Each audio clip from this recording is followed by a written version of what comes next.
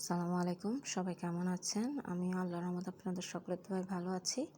আজকে আরেকটি মজার রেসিপি নিয়ে হাজির হলাম আপনাদের সকলের সামনে। তো প্রথমে আমি একটি ডেকচিতে সরিষার তেল দিয়ে দিলাম, এরপর সয়াবিন তেল দিয়ে দিচ্ছি।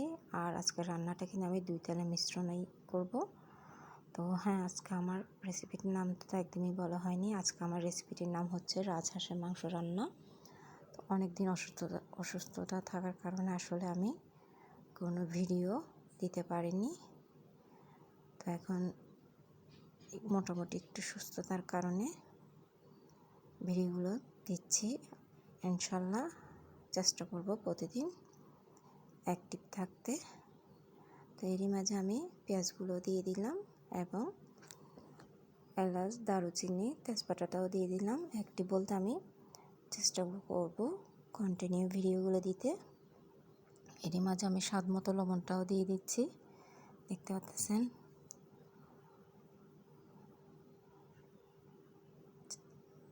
জিরা বাটা, চিকন জিরা বাটাটাও দিয়ে দিলাম।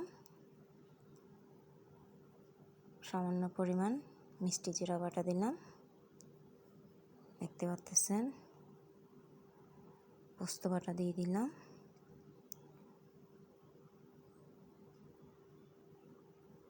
খুবই মজাদার একটি রান্না। আর রাজহাঁসের মাংস আসলে পছন্দ করে না এমন কেউ নেই, সবাই ছোট বড় সবাই পছন্দ করে থাকে। আদা রসুন বাটা দিয়ে দিলাম। আর আদা রসুন বাটাটা কিন্তু আমি 1.5 টেবিল চামচ দিয়েছি, যেহেতু রাজহাঁসের মাংস একটু শক্ত থাকে, তাই আদা রসুনের বাটাটার পরিমাণটা বাড়িয়ে দিলাম। হলুদের গুঁড়া দিচ্ছি 1 চা চামচ, এরপর ধনিয়ার গুঁড়া দিচ্ছি 1.5 টেবিল চামচ, মরিচের গুঁড়া দিচ্ছি 2 টেবিল চামচ থেকে একটু বেশি। আর আমি জিরার পরিমাণগুলো কিন্তু 1 চা চামচ করে দিয়েছি। এরই মাঝে কিন্তু আমি মাংসের স্বাদ মশলাটাও দিয়ে দিলাম, এরপর কষানোর জন্য পানিটাও দিয়ে দিলাম, দেখতে পাচ্ছেন। আর মিষ্টি জিরার বাটাটা কিন্তু আমি 1 চা চামচ থেকেও কম দিয়েছি। এরপর টমেটো কুচি দিলাম। প্রথমে আমি মশলাগুলো কষিয়ে নিয়েছি, দেখতে পাচ্ছেন। রাজহাঁসের মাংসগুলো দিয়ে দিচ্ছি। খুবই লোভনীয় একটি রান্না এটি, আশা করি আপনাদেরও ভালো লাগবে। পোলা পাতা দিচ্ছি।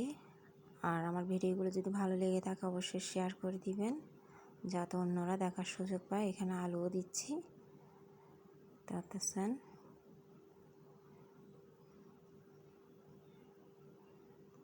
একটু নেড়ে চেড়ে দিচ্ছি। আপনারা অবশ্যই এইভাবে একবার হলেও তৈরি করে দেখবেন এবং কার কেমন লেগেছে অবশ্যই কমেন্টস করে জানাবেন। তো যেহেতু রান্নাটা হয়ে গেল, আমি ধনিয়া পাতাটাও দিয়ে দিলাম এবং একটু পানি দিচ্ছি।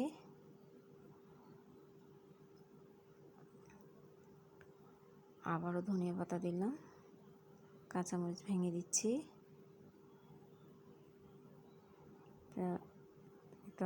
তৈরি হয়ে গেল আমার রাজহাঁসের মাংস রান্না। আজ এতটুকুই। দেখার জন্য সবাইকে ধন্যবাদ।